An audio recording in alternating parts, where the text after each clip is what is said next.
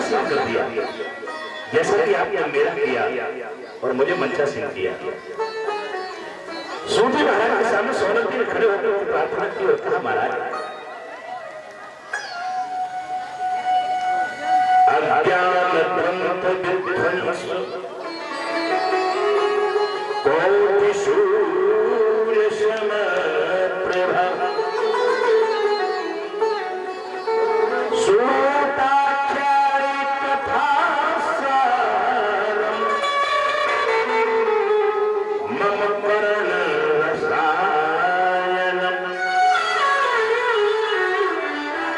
बिना मैंने कथा बहुत सुनी है, मैंने वार्ता बहुत सुनी है, लेकिन अब मैं कथा का सार सुनना चाहता हूं। मुझे आप ऐसी कथा सुनाना, ऐसा सार सुनाना जो मम कर्ण रसायनम, माने मेरे कर्ण माने कानों को, मेरे कानों को रस मीठा लगे, ऐसा कोई लाभ सुनाना। सोनक जी ने जब ऐसा कहा तो सूजी ने कहा, चिंता न करो, वही लाभ सुना। आज का भी श्रोता यही कहता है, हर श्रोता की इच्छा यही है कि महाराज आप कथा ऐसी सुनाना जो हम सबको अच्छी लगे, मेरे कानों को प्रिय लगे। अगर तुम्हारे कानों को कथा प्रिय नहीं लगेगी तो आप कथा सुनने के लिए बैठ ही नहीं सकते। और कथा पहले कथा में न तो पेटी चलती थी, न ढोलक चलती थी, न आर्गन, न कोई बात नहीं थी। हाँ, बात पहले से है, बात बजाए जाते थे, लेकिन हमने कथा में नहीं बजते देखे थे। पुरातन समय में, पुराने जमाने में केवल पंडित जी आया करते थे, बस हाथ फटका फटका कथा करते थे और सभी लोग कथा सुनते थे। लेकिन ये बात, अभी बात क्यों सजाए जा रहे हैं? अगर हम ये ना सजाएं, अगर ये ना बजाएं, तो आप जो लोग बैठे हो ना, अभी उड़ रहे थे, तो ये ना उड़ते हैं, तो आप यहाँ पर देखने को नहीं मिलते, तो कथा सुनाते किसे? मदारी जब आता है तो पहले डमरू बजाता है, और डमरू बजा करके पहले भीड़ इकट्ठी करता है, और भीड़ जब इकट्ठा हो जाती है उसके बाद अपना चूरन बेचता है। वही हाल हम लोग, वही हाल हम लोगों का है। पहले पेटी बजाएंगे, आर्गन बजवाएंगे, चालीसा गवाएंगे, गीत गवाएंगे, तुमसे नचवाएंगे, फिर बाद में हम अपना चूरन बेचेंगे, अपना माल बेचेंगे, यानी कि अपनी कथा सुनाएंगे। शायद तो थोड़ी तुम्हारे समझ में आ जाए। सूजी महाराज कहने लगे, हे सोनक जी, अब हम तुम्हें वो कथा सुनाने जा रहे हैं जो कथा देवताओं ने भी नहीं सुन पाई, जो कथा देवताओं को तक नहीं मिल पाई। बोले कैसे? तो सुखदेव जी, सूजी महाराज कहते हैं, परीक्षित कथा सभायां संस्थिते सुके सुधा कुंभं गृहीत्वैव देवास्तत्र समागमन्। जिस समय परीक्षित को कथा सुनाने के लिए सुखदेव जी महाराज बता रहे थे, उस समय की बात बता रहे हैं। सूजी महाराज ने कहा कि जिस समय सुखदेव जी महाराज कथा सुनाने के लिए आए, उस समय अपना काम बनाने में बड़े चतुर निपुण ये देवता लोग एक अमृत का कलश लेकर के आए, और अमृत का कलश लेकर के इकट्ठे हो गए, झुंड के झुंड, देवास्तत्र समागमन। सुखदेव जी ने पूछा, देवताओं कैसे आना हुआ, कैसे आना हुआ? तो देवता बोले, महाराज हम इसलिए आए हैं, हमने सुना है कि राजा परीक्षित को श्राप लगा है, और राजा परीक्षित को आप कथा सुनाने आए हो, तो हम अमृत लाए, अमृत राजा परीक्षित को पिला दो, ये अमर हो जाएगा, और जो कथा राजा को सुनाने जा रहे हो, ये कथा राजा को सुनाकर हमें सुना दो। और जैसे सुखदेव जी ने विचार किया कि क्वस्वधा कथा लोके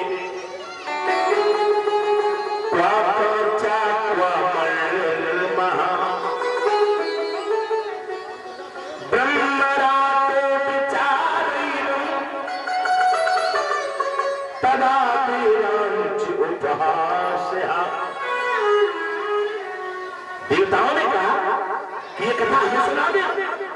गौर करना, अभी आपसे कोई ये कहे कि हमारे पास 1 किलो गेहूं है और हमसे 1 किलो गेहूं ले ले और हमें 1 किलो गेहूं के बदले में 1 किलो अरहर की दाल दे दो, क्या आप ये सौदा मंजूर करेंगे? आपसे कोई कहे 1 किलो गेहूं हमसे ले ले और 1 किलो अरहर की दाल हमें दे दे, तो ये सौदा मंजूर है? नहीं। क्यों? क्योंकि भाव एक नहीं है। अगर गेहूं का अरहर की दाल का भाव एक होता तो सौदा मंजूर हो जाता है। इसीलिए यहां पर भी कथा और अमृत, ये कथामृत और वो कथा अमृत केवल, तो केवल अमृत से केवल तुलना करना चाहते हो कथा रूपी अमृत। तो सुखदेव जी महाराज कहने लगे समता कर सकेगा अमृत भी इस कथा की। सुखदेव जी ने कहा कि हे देवताओं, जो तुम अमृत लेकर के आए हो, ये अमृत मेरी कथा की तुलना नहीं कर सकता। समता न कर सकेगा अमृत भी इस कथा की। कैसे तुम्हें सुनाए महिमा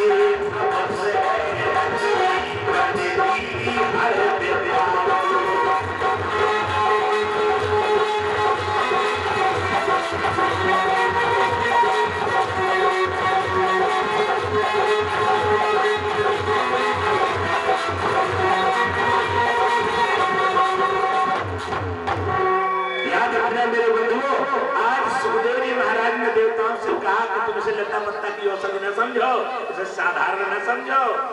इस कथा की महिमा तुम्हें कहां तक हम बताएं, इसलिए कथा तुम्हें नहीं मिल पाएगी। देवताओं को उपहास कर दिया और देवता बेचारे कथा से वंचित हो गए, अपना अमृत का कलश लेकर के वापस हो गए। और वही कथा सुखदेव जी महाराज ने जब परीक्षित को सुनाई तो परीक्षित का मोक्ष हो गया। और जब परीक्षित का मोक्ष हो गया तो राज्यो मोक्षम तथा वीक्ष पुराधाता विस्मता सत्यलोके तुलां बद्ध्वा तौलयत् साधना जय। आज परीक्षित का मोक्ष देखा ब्रह्मा ने, परीक्षित का मोक्ष देखा सप्तऋषियों ने, तो सप्तलोक में जाकर के तराजू को बांध दिया और तराजू बांध करके एक पल्ले में 4 वेद 6 7 17 पुराण रखे और एक पल्ले में केवल एक पुराण श्रीमद् भागवत महापुराण रखा। और जब तराजू को पल्ला भारी पड़ गया। और 27 साधन इसमें रखे हैं, 4 वेद 6 7 और 17 पुराण। तो वो ऊपर उठ गए। तो ब्रह्मा जी ने, सप्तऋषियों ने सत्यलोक में घोषणा कर दी, आज के बाद सत्यलोक पर जो श्रीमद् भागवत पढ़ेगा, जो श्रीमद् भागवत सुनेगा, जो श्रीमद् भागवत में निष्ठा रखेगा, श्रद्धा रखेगा, भक्ति रखेगा, उसका कल्याण अवश्य होगा, अवश्य होगा, अवश्य होगा। तब ये घोषणा हो गई। लेकिन श्रीमद् भागवती वार्ता सुराणामपि दुर्लभ। लेकिन श्रीमद् भागवत की कथा देवताओं को दुर्लभ हो गई। देवता बेचारे कथा सुन नहीं पाए। समझ रहे हैं? वो अमृत का कलश लेकर आए थे सुनने के लिए, लेकिन सुन नहीं पाए। तो अब आप जल का कलश लेकर के, अमृत का कलश तो नहीं, लेकिन जल का कलश। लेकिन जल क्या है? जल क्या किसी अमृत से कम है? जल ही तो अमृत है। अगर एक बूंद जल न मिल जाए, एक बूंद जल अगर न मिल पाए, तो कहो जीवन चला जाए, है ना? तो कहो जीवन चला जाए। और एक बूंद अगर जल मिल जाए तो कहो जीवन बच जाए। तो जल भी एक अमृत है। आज हम जल का कलश लेकर के, जो देवता कथा सुन नहीं पाए, जो कथा से वंचित रह गए, उन्हीं देवताओं के पास जाकर के हम उन्हें आमंत्रित करते हैं। उत्तिष्ठ देव, आप उठो और मम स्थान है परमेश्वरा। बोले जाओ, मैंने स्थान चुना है कथा का, वहां पर है परमेश्वर, वहां पर चलो। और यावत कथा करिष्यामि। बोले जब तक वहां पर कथा करें, जब तक कथा करें, जब तक कथा हो, तावत सन्निधौ भव, तब तक वहां पर आप बैठो और कथा सुनो। तो उस जमाने में देवता कथा सुन नहीं सके। आज आप उन देवताओं को कथा सुनाने का प्रयास कर रहे हैं, देवताओं को कथा सुना रहे हैं। इसलिए देवताओं को, सारे गांव की, नगर खेरे के देवताओं को जल लेकर के गए और बुला कर ले आए। यहाँ पर स्थापना करके, पूजन करके कथा सुनाना प्रारंभ कर दिया। हनुमान जी महाराज जहाँ पर कथा होती है, वहां पर हनुमान जी महाराज तो जरूर आते हैं। इसलिए हनुमान जी महाराज की आरती जरूर देनी पड़ती है। समझ आए? होती हो जहां पर श्री राम कथा, हनुमान का पहरा रहता है, हनुमान का पहरा रहता है। तो याद रखना मेरे बंधुओं, इन देवताओं को बुलाने से पहले हमने अपने समस्त ग्रामवासियों को बुलाया है। तो ये भी एक देवता, इनका भी बुला हुआ लगाया गया। तो आप भी आमंत्रित हैं। देवताओं की तरह जैसे देवताओं को स्थान दिया गया, इसी प्रकार से आप भी अपना अपना स्थान ग्रहण करते और सार्थक कथा का आनंद लेंगे और सार्थक आनंद लेकर के अपने जीवन को धन्य बनाएंगे। आए,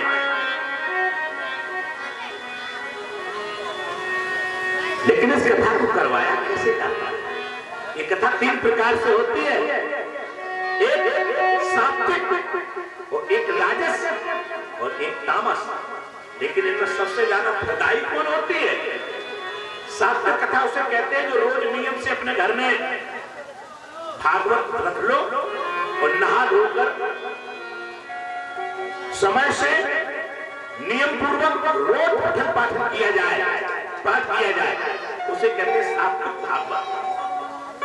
और तामस भागवत, तामसी भागवत उसे कहते हैं जिसका कोई नियम नहीं, अपने घर में बैठे हैं, कभी नहा धो करके पढ़ रहे, कभी भी नहीं नहाए धो पढ़ रहे, कभी 1 घंटा पढ़ रहे तो कभी 2 घंटा पढ़ रहे, कभी 15 मिनट, कभी बिल्कुल बंद ही, जिसका कोई नियम ना हो, उसे कहते हैं तामसी भागवत।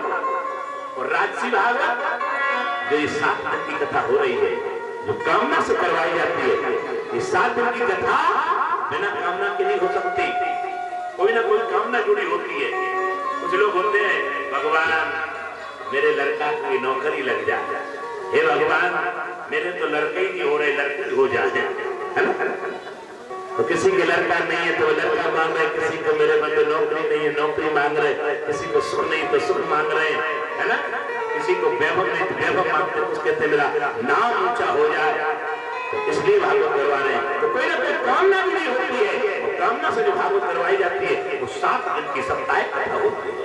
और ये हमेशा मुक्तिदायकम सप्ताहेन स्तुतं सर्वथा मुक्तिदायकम सनकादि पुरा प्रोक्तम नारदाय दया परये। ये 7 दिन की कथा साप्ताहिक कथा। सबसे पहले परीक्षित के बाद जो सुखदेव परीक्षित ने सुनी है, इसके बाद प्रचलन में आई कथा, हमारे आपके जीवन में जो प्रचलन में कथा चली है, वो सबसे पहले सनकाद ऋषि ने कथा कही। सनक, सनंदन, सनातन एवं सनत कुमार ये ब्रह्मा जी के मानस पुत्र हैं। और इन मानस पुत्रों ने, चारों पुत्रों ने देवर्षि नारद पर दया करके हरिद्वार में आनंद नामक घाट पर ये कथा सुनाई है। तो यहाँ पर सोनक जी ने एक प्रश्न कर दिया। सोनक जी बोले, महाराज आप कह रहे हो कि नारद जी को एक कथा सुनाई है, वो हमने सुना है कि नारद जी एक घड़ी एक जगह नहीं ठहरते थे, और परीक्षित जो बनता है वो 7 दिन एक जगह बैठता है? उसे तो जब 7 दिन बैठना चाहिए। लेकिन तुम चिंता मत करियो, तुम ये मत सोचिए कि तुम अकेले बैठे रहो। 7 दिन परीक्षित तब बैठे थे, सुखदेव भी 7 दिन बैठे। जब हम 7 दिन बैठेंगे तो तुम भी 7 दिन बैठोगे, जब हम ही नहीं बैठेंगे तो तुम कहाँ बैठोगे? है ना? तो चिंता मत करो, 7 दिन बैठने की क्षमता ना आज के सुखदेव में है, ना आजकल के परीक्षित में है। सुखदेव जैसा वक्ता, परीक्षित जैसा श्रोता हो तो न भविष्य में, न कभी हुआ न हो सकता। लेकिन धुंधकारी जैसे तो हो सकता है। एक पौआ लगा ले बैठ जाओ आराम। हमारे समय में धुंधकारी जैसे श्रोता जगहों में तमाम होंगे, नहीं होंगे? अब नाम तो नहीं लेते हैं, काहे कुछ लोगों के जानत नहीं है और जानता है, तो अगर हमने को ले दे तो हमें यही नहीं, हम लोकल के आदमी हैं, समझ में आई? और ये मेरा आदमी है, लोकल के आदमी पता नहीं कहां का घेर ले जाएंगे, बोलो वृंदावन बिहारी लाल की, इसलिए नाम तो नहीं लेंगे, लेकिन धुंधकारी जैसे श्रोता मेरे बंधु हर गांव में मिल जाएंगे।